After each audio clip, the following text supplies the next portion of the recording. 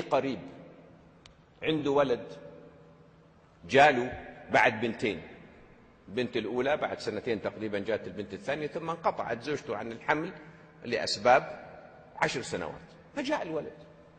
طبعا الولد يوم اللي جاء بالعرف في ثقافتنا يعني ولد بعد بنتين بعد انقطاع 10 سنوات شيء ثمين.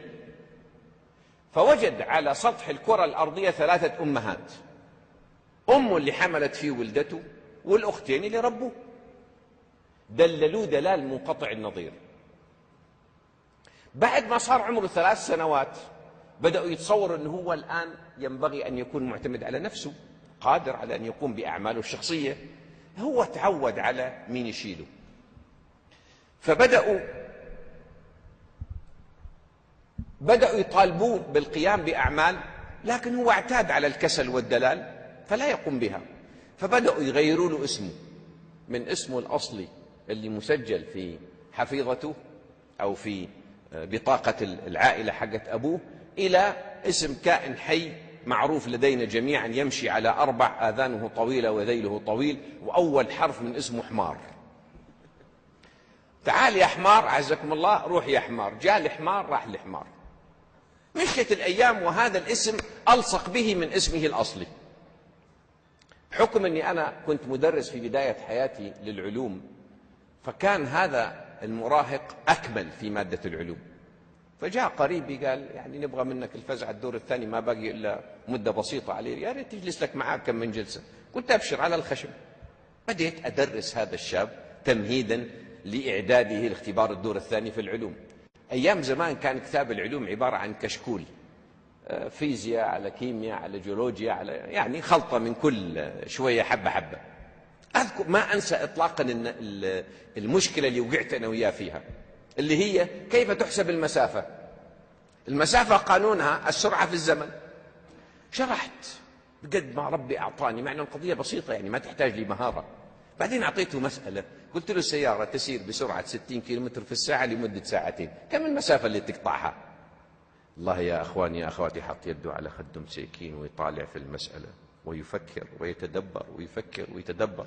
وأنا كل ما أشوف شوية حركة على وجهه أستبشر خير أنه سينطق يعني بما هو مطلوب.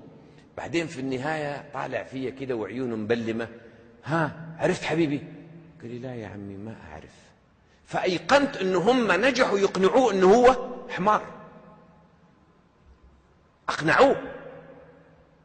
هكذا تتكون الهوية. يوم اللي إحنا نلقب أولادنا الشيطان، العفريت، الحمار، الغبي اللي ما يفهم، البشعة، ومشعر أكرت، شوفي خشمك كيف مثل البرتقالة، شوفي أذانك كيف ملفوفة لقدام. والله مرت علي شابة عمرها 23 سنة من الطائف تقسم، تقول لي 7 سنين ما نظرت لوجهي في المرآة.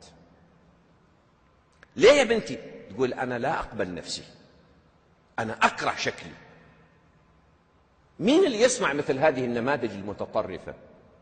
نحن، إحنا اللي نصحها. ولذلك هذا المفهوم، مفهومي عن ذاتي، ما ينزل من المريخ بقفة، لا، يطلع من جوا البيت.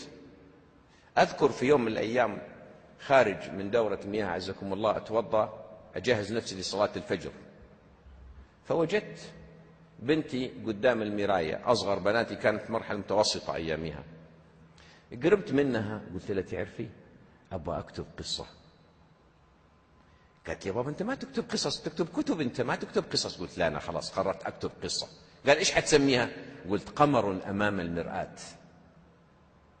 فخجلت واحمر وجهها. يا ترى لو راحت من بيتي وهي تحمل هذه الصورة في عقلها ونفسها أنها قمر في عين أبيها، حتى لو كانت قردة، ويقولوا القرد بعين أمه غزال، حتى لو قردة، ولكني أضخ في داخل نفسها أنها جميلة بحيث تقبل نفسها. أنا أراهن لو عملنا دراسة استقصائية مسحية على طلابنا تحديدا الذكور حول قدرة الشاب على التحدث أمام الآخرين، أراهن أننا سنجد نسبة تزيد عن 30 إلى 40% يخجلون أن يتحدثوا أمام الآخرين. شاب في كلية الهندسة عمره 27 سنة، تأخر عن التخرج سنين طويلة، جاء يشتكي في العيادة من حاجة واحدة. إيش هي؟ أنا ما أقدر أتكلم جملة واحدة أمام الناس. يوم اللي رجعنا شوية لورا تبين بأنه أبوه طول عمره يناديه بكل الأسماء حقت الحيوانات التي نعرف والتي لا نعرف، إلا اسمه ما يستخدمه. ما أدري ليش سماه. أتعب نفسه والله يوم اللي اخترع له اسم. يقول أبويا يناديني بكل أسماء الحيوانات وما يحلاله يستخدمها إلا أمام الناس. نحن الذين نصنع الهوية لأبنائنا، فلننتبه.